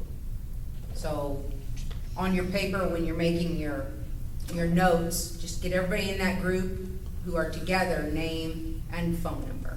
Not nicknames. No. And I'm bad about nicknames. I give everybody a nickname. Yes, sir, what was your question? As far as, I mean, I'm working toward like a technician's license for ham radios. As far as like the shortwave, like bow things and that kind of stuff. Would it be advantageous to have some of those because we're looking at emergency situations? No, because not unless you're part of the group. Like if I weren't in search and rescue, having my Bofang wouldn't matter at all. If I didn't have my ham license, it wouldn't matter at all. Now, if you're going to get your license and you want to really get involved in that, that would be a Jeff thing that was here. You know, then they're going to tell you the best kind of radio to get. A Bofang's probably not the best kind if you're actually going to do ham It's more radio like stuff. short range. Yeah, You know, it is. here's It's the very trees, short kind of range and it's very terrain, you know, dependent upon terrain also. So, Before you spend money on a radio, you're gonna wanna find out what kind, and that's a Jeff question. And also what kind of group you're gonna be involved in. Yes, Okay, because like the volunteer fire departments, the city, everybody in this area has gone to 800 megahertz. You're not gonna be able to buy an 800 megahertz radio.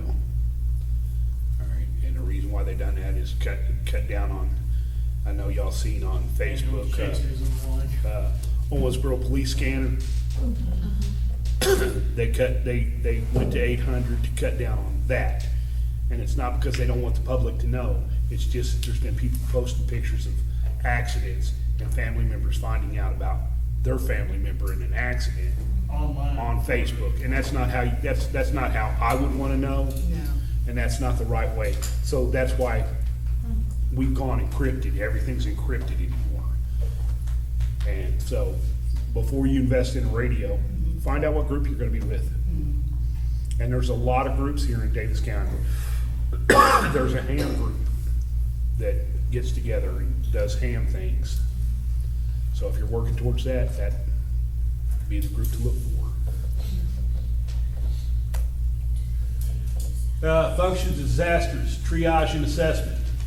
Triage and assessment is very important. That's, you're figuring out who needs to go where. You're getting the name, the information, all the information that you can from that patient, and you're triaging them, and you're telling the person in charge of triage, this person needs to go here, here, here, or here. Okay? And why they need to go there. What's wrong with them. Treatment. Treatment in a triage situation is ongoing. Like I said, I used the example a minute ago that I was gonna talk to him, and I was telling him that I was gonna go check on Susie over here. It's because I may need to go over there and do something for Susie, and it's ongoing. So in a triage situation, triage never stops, because somebody's situation can change, so the treatment never stops. It's constantly going, moving from patient to patient. Transport. There's gonna be a staging area where all the ambulance is set up. And if weather and demographics allow, there's gonna be a place for the helicopters to come.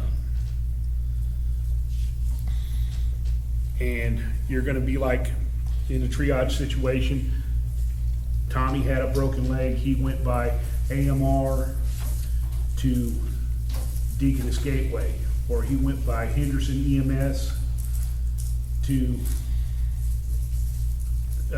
Gateway in Evansville. You have to keep those exact notes.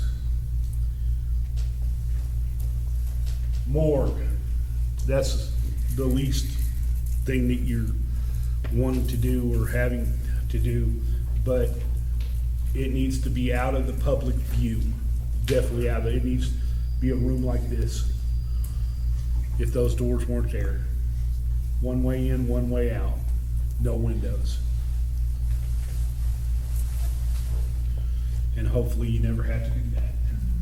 Supply. Remember I talked about tearing up sheets. You're on a mass casualty incident, you're gonna run out of your cling, your Curlex, your cardboard splints, your triangular bandages in a heartbeat. Real quick. Bed sheets. Bed sheets and scissors can make triangular bandages. They can make regular bandages. They can make dressings. They can make slings and swaths. Magazines laying around can make splints. So be aware of your environment. Be aware of what's around you. And somebody's going to be doing supply. You may have a whole group of people that's doing nothing but cutting up sheets to make bandages. Select a site, set up a treatment area as soon as injured survivors are confirmed. Like I said, you want a centralized area where everybody knows to take their people to. When determining the best location for treatment, consider safety, your safety, the survivor's safety, and ease for the ambulances to get in. This driveway out here in front of the church. Yeah, we might be having to use the sanctuary as a place to stage people, But it's got a nice driveway that we can circle ambulances around to load them, get them out, load them and get them out. So that's the kind of things that you want to be looking for whenever you're setting up an area. To help meet the challenge of limited resources, maybe you need to establish decentralized treatment areas. Whenever the tornado came through Owensboro, what was it, 93, 94, 95? When I'm thinking that was 2000. Huh? Well, there was one in 2000. January 3rd, 2000 was the big one I was thinking There was one in the 90s. There wasn't? I wasn't here. Okay. There was one in the 90s. Either that or it's another Mandela effect. I think there was one in the 90s that started over there by Apollo High School. of. That was the 2000 one. Was it? January 3rd, 2000. I was in Mandela. 5th grade and scared Okay. out of my mind. I've killed too many brain cells over the years. But they set up different locations at different churches along the way, along that path where they was trying to get people to go to. And so there's gonna be more than one. But if you're assigned one area, stay with that area. And if you have to leave that area, you let the person in charge know, hey, I'm leaving this area. They asked for help down here at Wesleyan Park Plaza. And then odds are, the person in command is gonna have the name of the person in charge down there, and they're gonna say, hey, whenever you get down there, look for Steve and let Steve know that you're there. Because they wanna know if you go from one treatment zone to another, that you arrive safely. And it also lets them know how much more resources they have.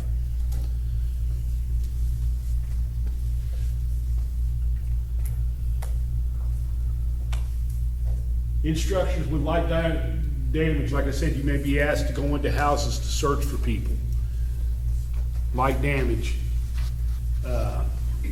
Assess survivors. You find somebody, don't move them until you know if they can be moved. Unless on your way in, you're like, if you can hear me, come to me. It's when it's a good time to have a good big boy voice or mama voice. If you can hear me, come to my voice. Further medical treatment is performed in a safe location. You treat the life-threatening injuries on scene, where you're at, and then move. Instructions with moderate damage. Assess survivors as they are found. Survivors are sent to medical treatment in a safe area and distance from the incidents. Your safety is number one. If you're asked to go into some place that you don't feel safe to go into, don't go. Follow your gut instinct. If you don't think it's safe, don't go. Head to toe assessment. I do my assessment on every patient,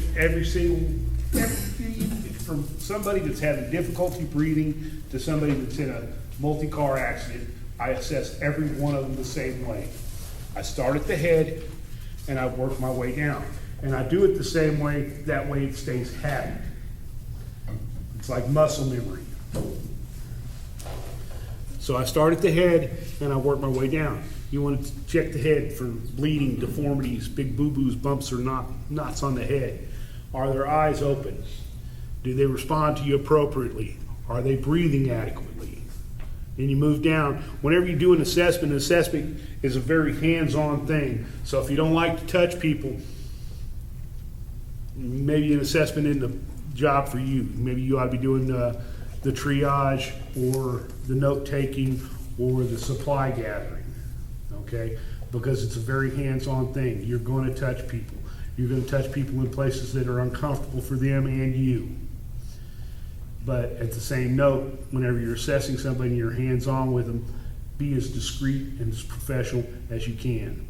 Well, I'll use a young lady for an example. Whenever I check their chest for what's called crepitus or flail segments, which is broken ribs, 2 or more broken ribs broken into 2 or more spots. So you get weird lung things going on. It's a whole long story that I won't go into. Whenever I assess them, I tell them, I'm fixing to touch your chest, and I grab and I squeeze. But I tell them before I do it. And then whenever I check their sternum, whenever I check a sternum, I mash on it with both hands. With a young lady, I use the side of my hand and I go down her sternum like that. Trying to be discreet and professional. Trying not to violate them. because they've already been traumatized enough. They don't need memories of me traumatizing them more. But you work your way from your head to your toe. You start at the head, look for bumps, bruises, eyes equal round. Are they responding appropriately? Feel their collarbones, feel their chest, touch their tummy. Grab their pelvis, squeeze their pelvis. Feel their legs. Actually feel their legs on the way down. All right? Because one thing is, even with gloves on, blood feels warm and it feels slippery on them gloves. It feels your hand will get warm and it'll be slippery. And in the dark, low-lit area, you may not see it, but you can feel it on the gloves right when you get to that spot. And that means you need to focus in on that spot where your hand got warm. Document injuries. You're not going to have time, well, I found a broken leg, and then continue on. Keep in your brain housing group. And then whenever you get that patient to a place where they're safe, then you write it down. Subject A found broken left femur or upper leg. If you don't know the medical terminology, left upper leg appeared deformed with bleeding. Keep it as simple in terms that you can understand. DCAP BTLS stands for deformities, contusions, abrasions, punctures, burns, tenderness, lacerations, and swelling. That's the things you're looking for. Keep saying it over and over in your head as you're working your way down the body.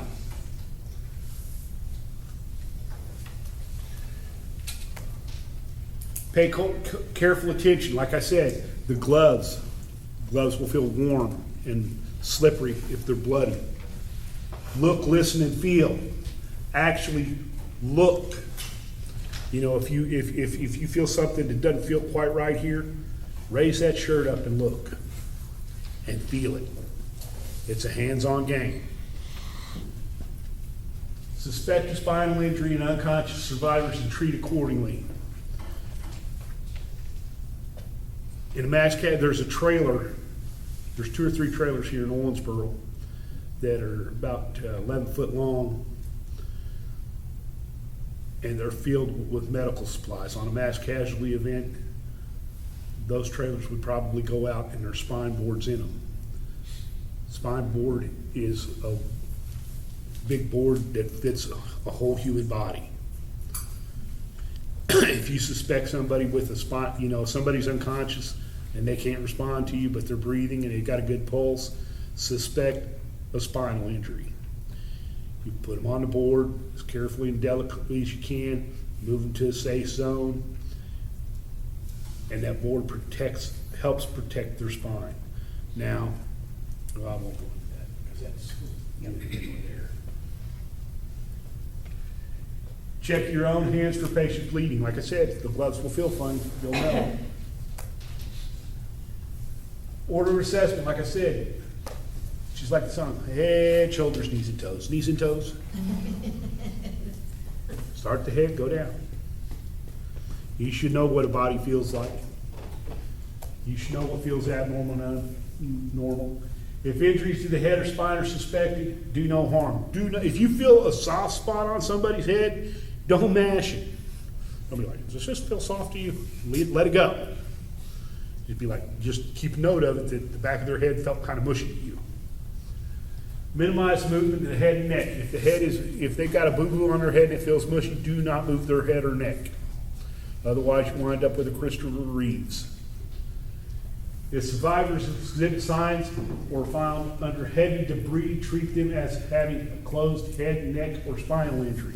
In other words, if that wall falls down on me and I'm unconscious, you better pretend like my head's busted open, my neck's broke, and my back's broke when you're moving me.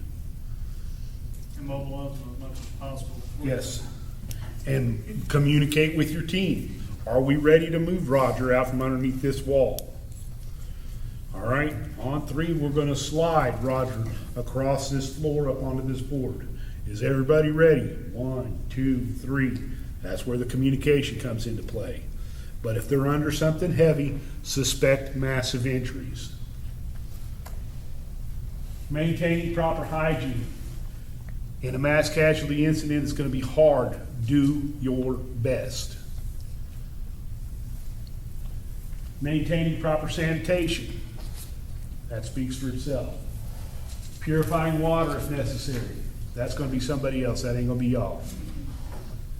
Preventing the spread of disease, but that thing's the things that you need to keep in the back of your head, brain housing group. Things that can go wrong, why you wanna try to be as clean as possible. The biggest thing that saved a lot of people from COVID, I'm gonna use it because it's the closest thing that y'all have experienced in the last couple of years. The biggest thing that prevented the spread of COVID was something as simple as 6-foot distancing and a big push of washing your hands.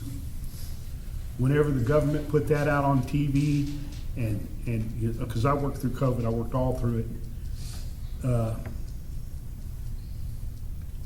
we saw less and less cases whenever the government was like, everybody wash your hands and stay 6 foot apart. A little bit of hygiene goes a long, long way. Just a little. Soap doesn't they kill you. Wear non-latex exam gloves. Latex allergies are real. My wife I had to pick her up from work the other night because she got exposed to latex. She gave herself an epi shot. We went our merry little way, but latex allergies are real and they can be violent, almost as violent as a peanut allergy. Keep dressing sterile, as sterile as possible. I had a person tell me in a mass casualty class one time that it's sterile twice unless it's been stepped on twice. It's sterile unless it's been stepped on twice. Keep it clean. Wash areas that come in contact with body fluids. If you get blood on you, and wash it off, especially if you've got open cuts. I've got dog bites on me and stuff, scratches. If I get blood on me, I'll wash it off as quick as I can. Control disposable of bacteria sources.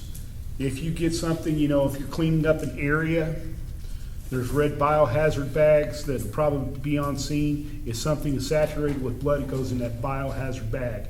If any bag that you fill up, tie up and put in a red, if you've got questions about it, put it in a red biohazard bag. All right? Put waste products in plastic bags. Tie off the bags. I just said that. Bury human waste. Hopefully we're not having to deal with that. Water purification method. Boil water for 1 minute. Water purification tablets. Non-perfume bleach, 8 drops per gallon of water, 16 drops per gallon when it's cloudy. Let stand for 30 minutes before use. There's also these little handy-dandy little survival straws. Life straw. Yeah, Last row. those things are awesome. If you can get one of those, put in your little bag, do it, because water is life. Without water, you die. During mass casualties, identify yourself. If you come up on a mass casualty, identify to the first responders who you are and ask if there's any way to help. Assess, provide life-saving interventions, airway, breathing, and circulation, the ABCs. Provide responders with detailed communication information as you can, because communication is key. Like I said, move, shoot, communicate. You can't communicate, can't move or shoot. My trucks don't roll without knowing where they're going. Communication center has to tell me where I'm going. My trucks don't roll. First responders may establish central treatment locations for multiple different incident sites. Treatment areas will take into consideration safety and access to resources. So keep all that stuff in mind, and hopefully you never have to use anything that we've talked about. Head to toe assessment should be hands-on. Like I said, this medical field is very touchy-feely. Okay, if you're not a touchy-feely person, be a note-taker. Note-takers are just as important. Conduct the same way each time. Like I said, I've been doing it for 30 years. I always start at the top of the head and go all the way down. Safeguard the public. Keep the public out of the bad area. Maintain proper hygiene. Keep your hands clean. Sanitize and purify water if you're getting your water from an unknown source. Like, say for instance, you're working on the west side where a tornado went through and your canteen runs out and you're really thirsty. Have your little handy-dandy ninja straw before you drink water even out of a tap. Because if those pipes get busted, who knows what kind of cooties are in them. Any questions whatsoever? No questions? Wow. Wow, that's, Well, I thank each of you for coming out, and I thank you for allowing me to come talk to you tonight. And I hope I never see you in the back of my truck. I don't wanna be in the back of the truck, I know why it's that way. I'm lazy, I don't like to work, so I don't see you in the back of my truck. All right, thanks, Roger. Thank you all.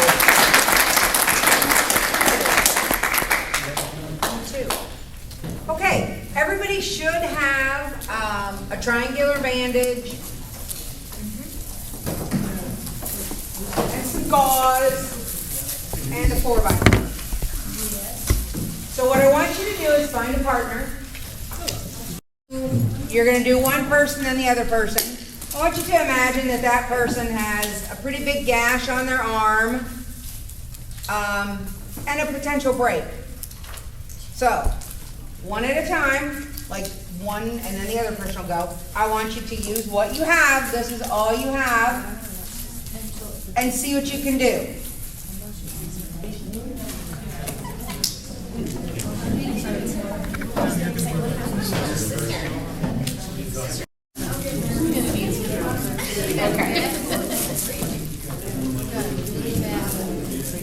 Examine my big gash, stop the bleeding, and treat me as a break.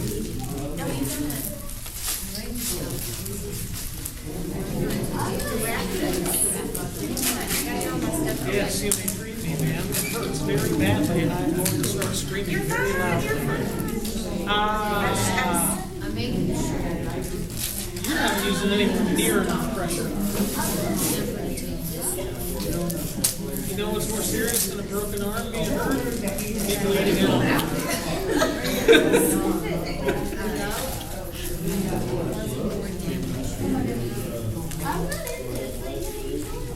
Has my bleeding stopped?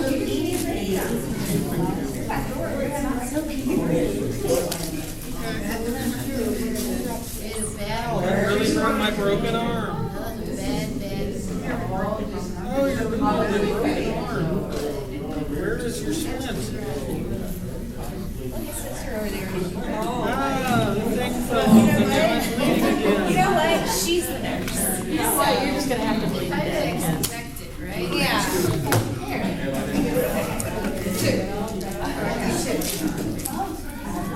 Actually, that might work. Is it going to immobilize my arm if you put my arm inside and then on it? Look, it does this. Because she's the nurse. It works. And then tie it up. And now I can't move my broken arm. Well, that's it. You got this triangular bandage. Okay. And once it's on there, just leave it on and let the other person do theirs. Are you ready? Looks good. So that everybody should be wrapped when you're done. Better wrap me. You're doing really well with a broken bone. Yes, you are. Yes, you are. No, they are not. No, they are not. And they smell. They do. Don't doubt about that. That's why I said next week when you get your backpack, what are we gonna want to do? We have lots of love. Use all of that. What are you going to tie the splint on? Nine over here. You're fine. Come on.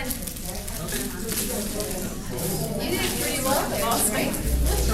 See, we can make babies. They're not gonna be like sisters. Fancy bandage over there. She did all kind of great. That's the nurse coming out.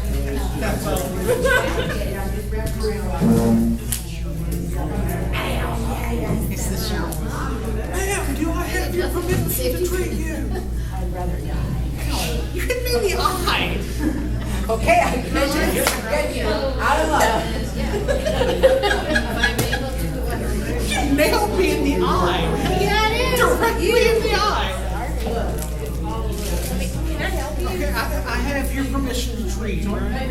Yeah. All right, I need to sign in 3 places and write a selfie. They did it too. Oh no, but that's fine. That's fine.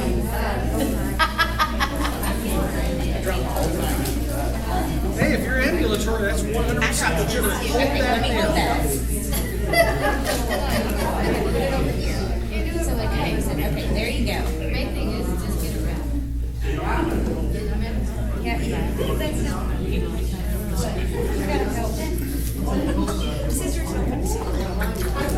Well, you can, if they, Help yourself. well, if the victim is able Because I don't need the whole thing of gauze. You are not gonna be my partner. Good teamwork on that.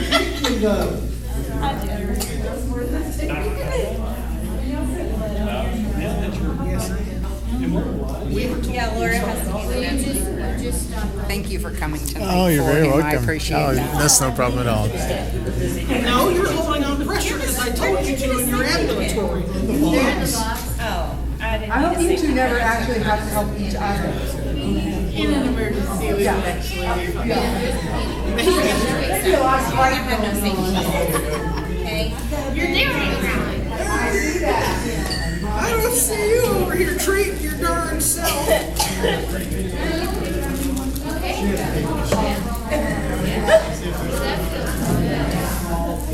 I don't know how to make a sling, so I am going to the